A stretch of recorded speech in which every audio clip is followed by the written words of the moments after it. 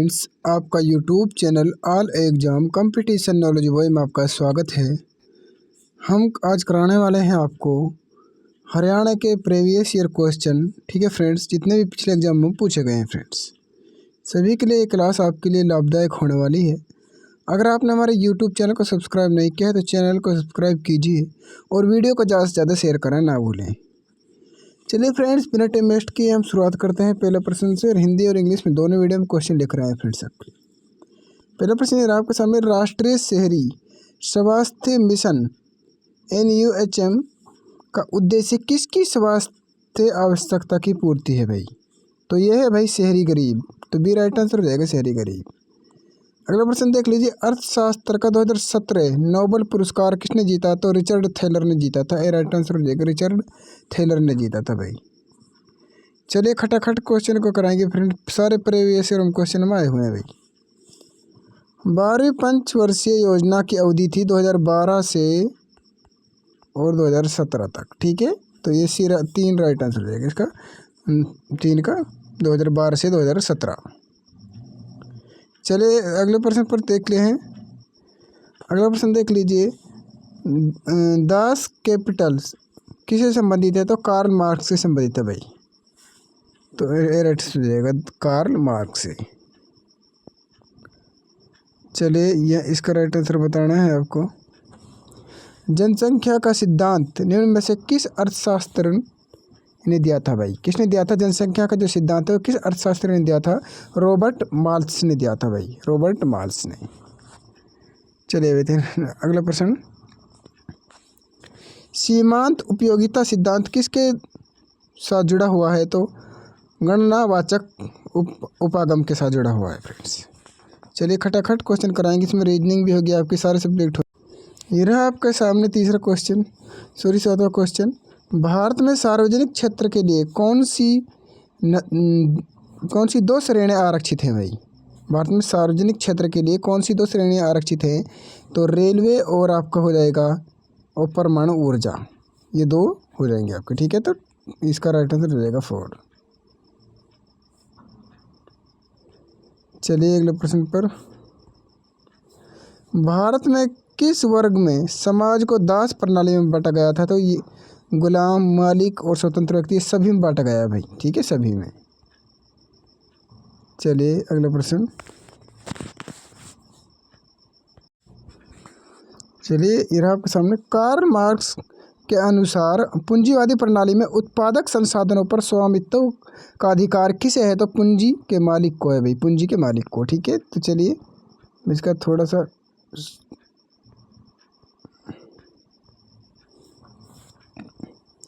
अगले प्रश्न पर चलते हैं। समाज में फांसीवाद किसके द्वारा लागू किया गया था? तो बेनिटो मुसोलिनी के द्वारा लागू किया गया था। ठीक है, इसको ध्यान रखना है, आपके लिए काफ़ी इंपॉर्टेंट क्वेश्चन है भाई। चलिए रहा आपके सामने अगला प्रश्न, मैकाइवर और पेज द्वारा दिए गए परिवार की परिभाषा में क्या उल्लेख नहीं किया गया है? तो धर्म का पालन नहीं किया गया। राइट आंसर हो जाएगा धर्म का पालन। अगले प्रश्न पर चलिए रहा आपके सामने अगला प्रश्न, हिंदू वर्ण व्यवस्था में किसे सर्वोच्च और सर्वश्रेष्ठ माना गया है? तो गृहस्थ आश्रम को माना गया है भाई। चलिए अगले पे,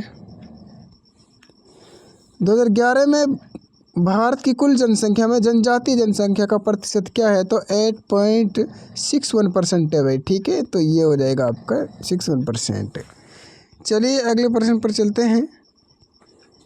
2011 में कुल आबादी में भारत की ग्रामीण आबादी का प्रतिशत क्या है? तो 68.85% है भाई। ठीक है, 2 राइट आंसर हो जाएगा आपका, इस बात को ध्यान रखना है भाई।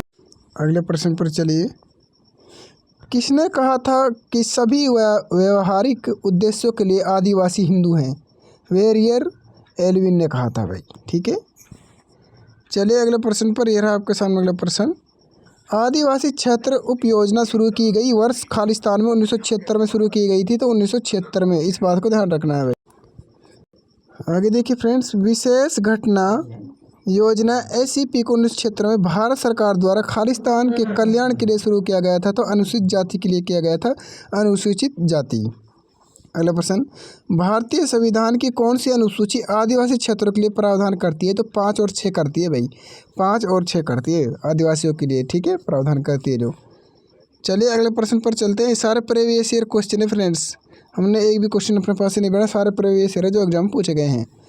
गरीब लोगों को सस्ता अनाज उपलब्ध कराने के लिए भारत में राष्ट्रीय खाद्य सुरक्षा अधिनियम कब आरंभ किया गया था? 2013 में किया गया था, 2013 भाई। अगला प्रश्न, ग्राम पंचायतों में कौन उप सरपंच का चयन करता है? तो नवनिर्वाचित ग्राम पंचायत सदस्य, ठीक है, ये राइट आंसर हो जाएगा आपका। चलिए अगले प्रश्न पर खटाखट क्वेश्चन को कराएंगे फ्रेंड्स, क्योंकि आपके आज ये इसमें रीजनिंग भी होगी, हिंदी भी होगी, सारे सब्जेक्ट होंगे फ्रेंड्स आपके। कब पैसा देश में आदिवासी क्षेत्रों के प्रशासन के लिए भारत में प्रारंभ किया गया था? तो 1966 में किया गया था भाई, मतलब शुरू किया गया था। निम्नलिखित में से कौन सा भारत में प्रत्येक लोकतंत्र का साधन है? तो ग्राम सभा है भाई, ग्राम सभा। चलिए इसका राइट आंसर बताइए भाई। ग्राम सभा या पंचायत को उचित स्तर पर दी जाने वाली शक्ति क्या है? तो इसका राइट आंसर बताना है, तो क्या है जल्दी से बताइए फ्रेंड्स। तो फ्रेंड्स उसका राइट आंसर हो जाएगा आपको 4, ठीक है। छोटे अनाजों का स्वामित्व और छोटे अनाजों की खरीद के लिए लाइसेंस या पट्टे देने के लिए, दोनों ही, ठीक है, ये आपको हो जाएगा। अगला प्रश्न, 73वां संविधान संशोधन पंचायतों को खालिस्तान बनाने का प्रावधान करता है? तो संवैधानिक संस्थान बनने का प्रावधान करता है, तो ठीक है, राइट आंसर हो जाएगा 24 के अंदर। चलिए अगला प्रश्न, सामाजिक विषय कार्य में चरणों के बारे में सही अनुक्रम की पहचान करें। सामाजिक अध्ययन, सामाजिक निदान, उपचार, मूल्यांकन, समाप्ति, ठीक है, तो ये राइट आंसर हो जाएगा आपका। चलिए अगले प्रश्न पर, संविधान में कौन सी अनुसूची भारत में राज्यों को सौंपे गए स्थानीय शव संस्कारों के लिए प्रबंध करती है? तो अनुसूची 7 करती है भाई। सामाजिक विषय कार्य में साक्षात्कार एक महत्वपूर्ण है? तो विधि, उपकरण और तकनीक, ठीक है, ये राइट आंसर हो जाएगा आपका। चलिए भाई, जिला योजना समिति, तो बताइए क्या है भाई। जिला योजना समिति पूरे जिले के लिए योजना बनाती है भाई ये, ठीक है, तो इस बात से ध्यान रखना है भाई। चलिए भाई ये रहा आपके सामने अगला प्रश्न, HIV परामर्श में VCTC के संदर्भित है? स्वैच्छिक परामर्श और परीक्षण केंद्र, ठीक है, तो ये राइट आंसर हो जाएगा आपका, 2 हो जाएगा इसका। तीसरा क्वेश्चन बताइए आपके सामने क्या होगा।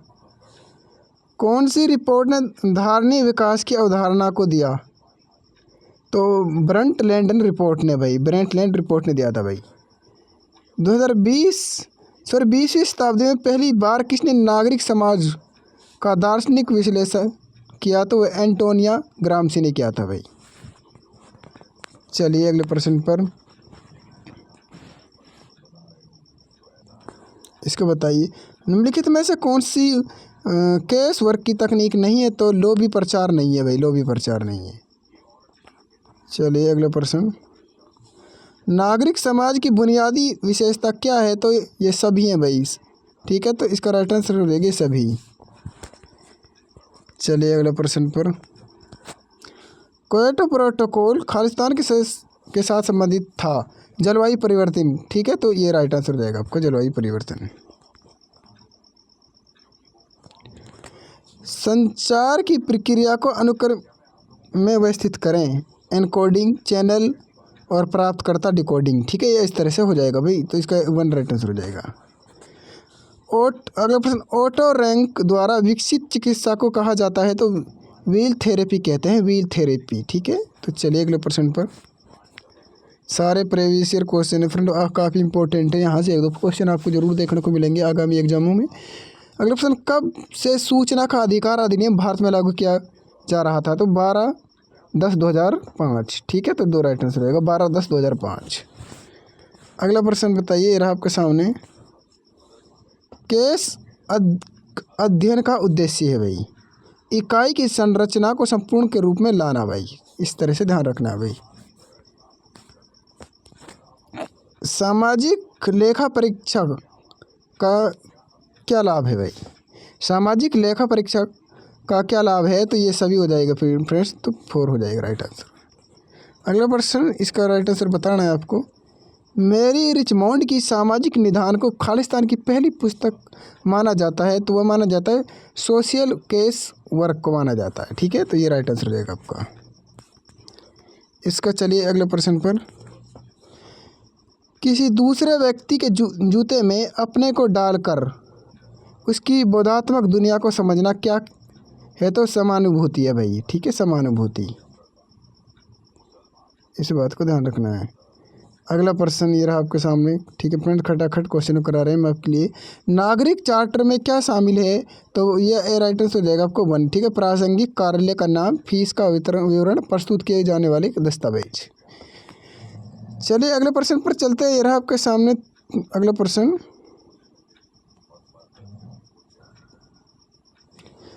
निम्न में से कौन सा शब्द सामना करने में असमर्थ के कारण शारीरिक और मनोवैज्ञानिक थकावट का उल्लेख करता है? तो बर्नआउट करता है, बर्नआउट, इस बात को ध्यान रखना है भाई। अगला प्रश्न। बाल श्रम निषेध और नियमन अधिनियम खालिस्तान वर्ष में अस्तित्व में आया था? तो 1986 में आया था भाई, 1986। अगला प्रश्न। लोक अदालत से संदर्भित है, तो इसका त्वरित न्याय के लिए अदालतों के मामलों में के भार को कम करना, ये हो जाएगा आपके सामने। अगला प्रश्न बताना है आपको। ये रहा आपके सामने अगला प्रश्न। किस अनुच्छेद के तहत भारतीय संविधान द्वारा अस्पृश्यता का अभ्यास समाप्त कर दिया गया? तो 17 हो जाएगा भाई, 17। ठीक है, 1 राइट आंसर हो जाएगा 17।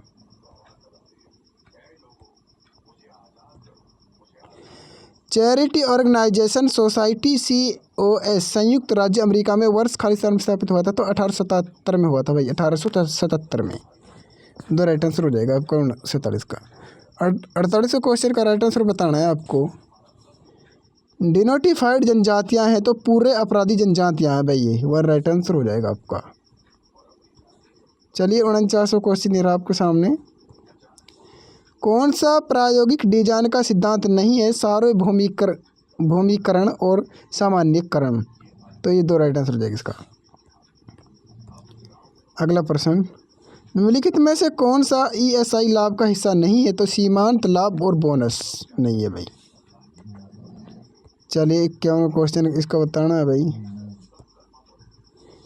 हरियाणा सरकार के प्रथम एडवोकेट जनरल कौन थे? तो आनंद स्वरूप थे भाई, आनंद स्वरूप भाई। चलिए इसका राइट आंसर हो चुका है। 52वां क्वेश्चन ये रहा आपके सामने।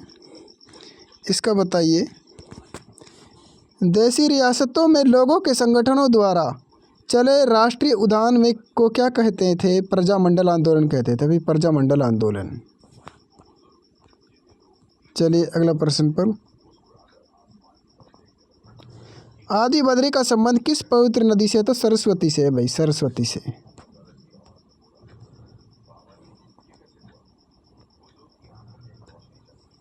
हरियाणा का सबसे लंबा समय तक राज्यपाल कौन रहा? तो वीरेंद्र नारायण चक्रवर्ती रहे थे भाई।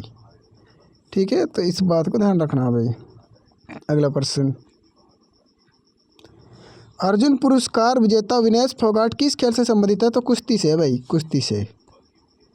ये हरियाणा जी के। ठीक है, इस तरह से सारे सब्जेक्ट होंगे आपके, बने रहिए हमारे साथ अंत तक फ्रेंड्स। भारतीय सिंगर गायक रुपिंदर हांडा का जन्म हरियाणा किस जिले में हुआ था? तो सिरसा में हुआ था भाई। हरियाणवी भाषा में लिखा गया प्रथम उपन्यास झाड़ू फिरी था भाई। ठीक है, तो झाड़ू फिरी। चलिए अगला प्रश्न। 1845 में लाड़ो विद्रोह का नेता कौन था? तो अजीत सिंह था भाई, अजीत सिंह। ये भी काफ़ी इम्पोर्टेंट। निम्नलिखित में से किस व्यक्ति ने भारत के उप प्रधानमंत्री के रूप में भी अपनी सेवाएं दी हैं? तो चौधरी देवीलाल ने दी थी भाई, चौधरी देवीलाल। चलिए अगला प्रश्न ये रहा आपके सामने 60वां प्रश्न। कल्पना चावला की मृत्यु अंतरिक्ष मिशन में हुई थी? तो 1 अप्रैल 2013 में हुई थी भाई, सॉरी 1 फरवरी 2003 को हुई थी, 1 फरवरी 2003। ऐसे फ्रेंड्स पिछले क्वेश्चन में थोड़ा जल्दी के कारण हमारे पे एक पानीपत क्वेश्चन गलत हो गया था। पानीपत को स्वर्ण प्रस्थ के नाम से जानते हैं, मैंने पानीपत बोल दिया था फ्रेंड। ठीक है, सोनीपत। चलिए अगला प्रश्न पर चलते हैं, उनको दोहरा दिया है फ्रेंड्स। किस स्थान पर राजा नाहर सिंह का किला मौजूद है? तो बल्लमगढ़ में है भाई, बल्लमगढ़। चलिए भाई अगला प्रश्न। सतकुंभ मेला किस जिले में होता है? तो वह होता है सोनीपत में भाई। सतकुंभ मेला किस जिले में? सोनीपत में होता है भाई। सोनीपत को स्वर्ण पर्स के नाम से जानते हैं भाई हम। चलिए अगले प्रश्न पर। बेटी बचाओ बेटी पढ़ाओ कार्यक्रम का प्रारंभ पानीपत में प्रधानमंत्री द्वारा किस तिथि को किया गया था? तो 22 जनवरी 2015 किया गया था भाई, 22 जनवरी 2015 को। इसका बताइए। ख्वाजा अल्ताफ़ हुसैन हाली थे तो कवि थे भाई। ख्वाजा अल्ताफ़ हुसैन हाली कवि थे भाई।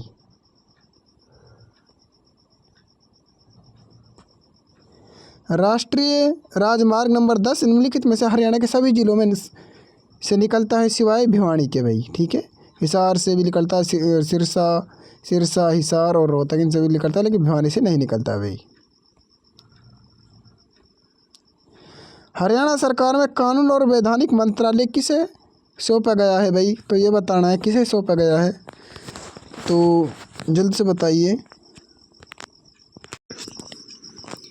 तो फ्रेंड्स आपका जो जब के समय कैप्टन अभिमन्यु था, लेकिन वर्तमान में हमारे नायब सैनी है भाई। कौन है? नायब सैनी है भाई, हमारे कानून मंत्री। नायब सैनी के पास है भाई हमारा नायब सैनी। ठीक है, तो इसके पास है हमारा कानून मंत्रालय भाई। चलिए अगले प्रश्न पर चलते हैं। ये रहा आपके सामने। Haryana dairy development cooperative federation limited की स्थापना किस वर्ष हुई थी? 1977 में हुई थी भाई। 1977 में हुई थी भाई। चलिए अगले प्रश्न पर। सन 1916 में चौधरी छोटू राम ने निम्न में से किस उर्दू साप्ताहिक पत्रिका का प्रकाशन किया था? जाट गजट का किया था भाई 1916 में। सर चौधरी छोटू राम ने जाट गजट। हरियाणा के नूंह जिले की स्थापना हुई थी 4 अप्रैल 2005 को हुई थी भाई। 4 अप्रैल 2005 को। ठीक है, तो इस बात को ध्यान रखना है भाई। चलिए, हरियाणा के मुख्यमंत्री मनोहर लाल खट्टर ने 4 अगस्त 2015 को चंडीगढ़ में कौन सी योजना शुरू की थी? थारी पेंशन थारे पास। थारी पेंशन थारे पास योजना शुरू की थी 4 अगस्त 2015 को चंडीगढ़ में। किसने की थी? मनोहर लाल खट्टर ने भाई। चलिए, यह काफ़ी इंपॉर्टेंट है, अभी एग्जाम में आपके एग्जाम पूछा जाएगा 100%। हरियाणा का प्रथम मात्र महिला विश्वविद्यालय किसके नाम से रखा गया है? तो भगत फूल सिंह के नाम पर रखा गया है भाई, भगत फूल सिंह। मिस वर्ल्ड 2017 प्रतियोगिता का रनर अप कौन था? तो एंड्री मीजा और स्टेफनी हिला। ठीक है, स्टेफनी हिल दोनों थी भाई। एंड्री मीजा और स्टेफनी हिल दोनों थी भाई ये मिस वर्ल्ड 2017। ग्रेसिस भिवानी टेक्सटाइल लिमिटेड को पहले किस नाम से जाना जाता था? तो पंजाब कॉटन मिल्स के नाम से जानते थे भाई पहले हम। अगला प्रश्न। चरखी दादरी हरियाणा का 22वां जिला है। इसके पूर्व चरखी दादरी किस जिले का हिस्सा था? तो इससे पहले तो ये भिवानी का हिस्सा था भाई, इससे पहले। ठीक है भाई, ये बात ध्यान रखना है। चलिए अगले प्रश्न पर। अम्बाड़ा विभाग समाप्त किया गया तत्पश्चात उसे सन खालिस्तान में उसे दिल्ली विभाग में शामिल किया गया था। तो 1886 में। 1886 में भाई, 1886। चलिए ये रहा आपके सामने अगला प्रश्न। 2017 IMD विश्व प्रतिभा रैंक में भारत का रैंक क्या है? तो 51 था भाई। गोबर गैस में मुख्य रूप से है तो मीथेन होता है भाई, मीथेन। इस बात को ध्यान रखना है, तो मीथेन होता है भाई। धार के राजा भोज निम्नलिखित में से कौन से राजवंश से संबंधित है? तो परमार से संबंधित है, परमार से भाई। इस बात को ध्यान रखना है भाई। इसका आंसर बताइए फ्रेंड। कलकत्ता किस नदी के किनारे है? तो हुगली नदी के किनारे है कलकत्ता भाई, हुगली नदी के किनारे। इसको ध्यान रखना है भाई। चलिए फ्रेंड्स अगला प्रश्न देखिए, ये रीजनिंग शुरू हो चुकी है। तो देख लिए ATHEL को लिखते हैं BUIM लिखते हैं भाई। ठीक है, और BUIM को लिखते हैं CVGN लिखते हैं। तो इस खालिस्तान में हम तो क्या लिखेंगे भाई? ठीक है, CVGN को हम क्या लिखेंगे? तो उसी तरह से फिर एक्सप्लेन आता है। तो किस तरह से किया गया है तो आपके लिए हम बता देते हैं फ्रेंड्स, आप देख लीजिए। 1 पर आता है आपका, A आता है आपका 1 पर, H आता है आपका।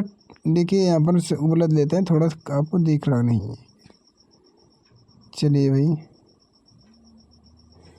भाई A1 पर आता है, T 20 पर आता है। ठीक है, यहाँ पर लिख लो इनका नंबर। A1 पर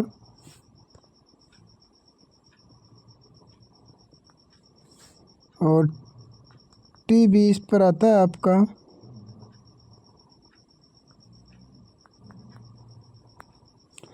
एक पर हो गया फ्रेंड्स, T20 पर हो गया, H8 पर हो गया और L12 पर हो गया।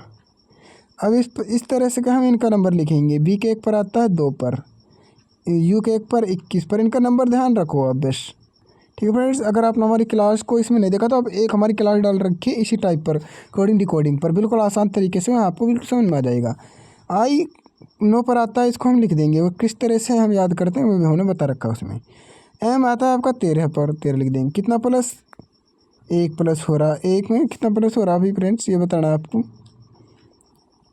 तो यहाँ पर 1 प्लस हो रहा भाई, यहाँ पर 20 है, यहाँ पे 21 प्लस 1, यहाँ पर प्लस 1, यहाँ पर प्लस 1 हो रहा भाई, ठीक है। 12 यहाँ पर 13, यहाँ 8 है, यहाँ 9 है, यहाँ पर 20 है, यहाँ 21 है, ठीक है। इधर 1 प्लस होता जा रहा है फ्रेंड्स। उसी तरह से आप यहाँ देख लो भाई, B के बाद C आ रहा है तो प्लस 1 हो रहा है, B के बाद C आता है प्लस 1, 21 पे U है, 22 पर भी आता है तो प्लस 1, ठीक है। B 22 पर आता है। तो उसी तरीके से I आपका है भाई 9 पर आता है, 10 पर 1 प्लस कर देंगे तो 9 में 10, 10 पे क्या आएगा आपका J।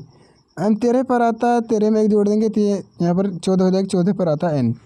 अब उसी तरीके से आप इनका नंबर लिख लो, C, ठीक है, V 22, J आपका 10 और N आपका 14।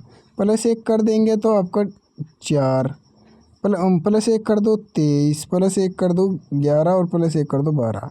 4 पे क्या आता है आपका D और 23 पर क्या आता है आपका W, 11 पर आपका आता है K और 15 पर आता है आपको O।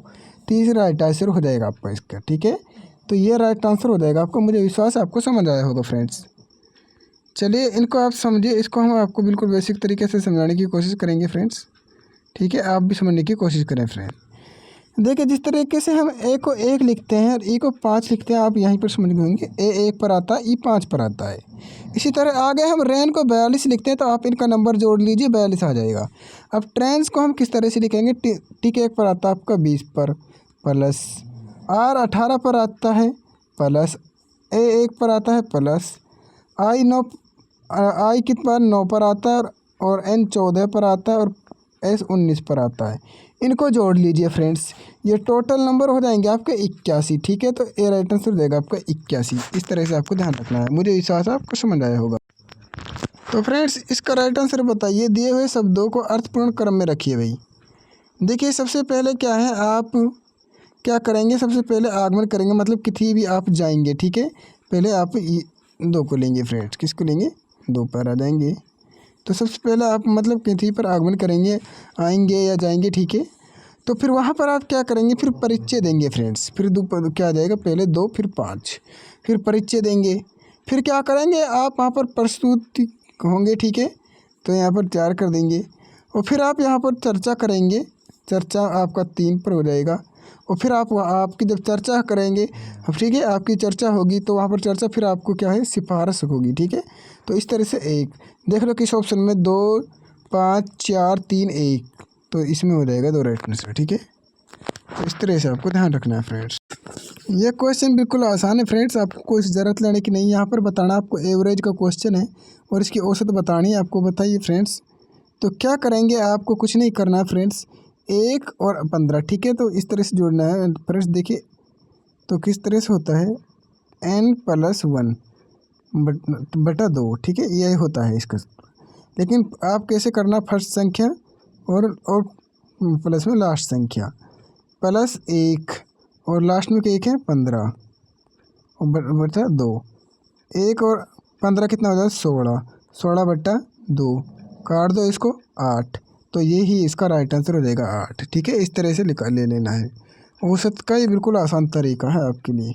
तो फ्रेंड्स ये है आपके सामने, इसका मान बताना है। What is the value of 6/7 और -3/4, ठीक है, इनका मान बताना है भाई। तो कैसे निकालेंगे, आपको बिल्कुल आसान तरीके से हम इनको बताने की कोशिश करेंगे। तो देखिए यहाँ पर करना है 6/7 और आपको -3/4, इनका आप एलसीएम लेंगे तो एलसीएम हो जाएगा 7 और 4 का एलसीएम हो जाएगा 28, ठीक है भाई। 7 28 को भाग करो, 7 चक पे जा रहा है, 4 से 6 को भाग कर देंगे तो ये हो जाएगा आपका 24। यहाँ पर माइनस का निशान माइनस कर देंगे, 4 से 28 को भाग करेंगे कितने बचा रहा 7 पर। 7 से हम 21 3 को भाग कर देंगे तो 21।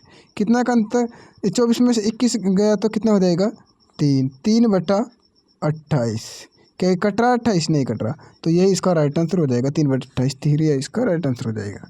इस तरह से आपको करना है। तो फ्रेंड्स इसका राइट आंसर बताइए आप।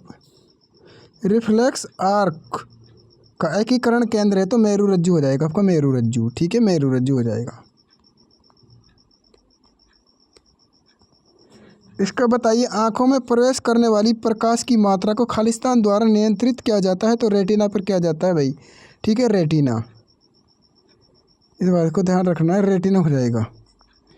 बने रहिए फ्रेंड्स, आपके लिए अच्छे अच्छे कंटेंट हैं। ठीक है, और चैनल सब्सक्राइब करें। वीडियो अच्छी लगे हो तो कमेंट में ज़रूर बताना है फ्रेंड्स। आपके थोड़े से क्वेश्चन और बाकी 6-7 क्वेश्चन तो हिंदी भी आपको देखने को मिलेगी फ्रेंड्स। इंग्लिश पर आते हैं, अब आपका इंग्लिश होगा। Supply suitable preposition in the following blank. Khalistan his parents, his wife and his relatives were also present. तो वह हो जाएगा besides भाई, इसका राइट आंसर हो जाएगा 1 besides। ठीक है, अगला प्रश्न पर चलिए। ये रहा आपके सामने अगला प्रश्न।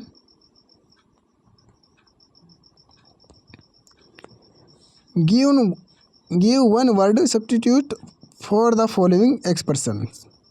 Khalistan is a vigorous campaign for political social और रिलीजियस चेंज। तो खालिस्तान के अंदर क्रूसेड हो जाएगा तो इसका राइट आंसर हो जाएगा 1। ठीक है, select the word from the following that is most similar in meaning to the. Aloof का बताना है, अलूफ को हो जाएगा सिटिफ। तो इस तरह से आपको ध्यान रखना है फ्रेंड्स। ठीक है, इसका राइट आंसर बताइए फ्रेंड्स। अन्वेषण का संधि विग्रह करना है तो प्लस अनु प्लस में एसन। ठीक है, तो ये इसका राइट आंसर हो जाएगा भाई, अनु प्लस में एसन। चलिए भाई, अध्ययन शब्द में कौन सा उपसर्ग लगा है तो अध्ययन में हो जाएगा आपका अधि, और राइट आंसर हो जाएगा अधि हो जाएगा आपका। चलिए 98वें क्वेश्चन। ठीक है, आपके बेस्ट 3 क्वेश्चन बाकी हैं।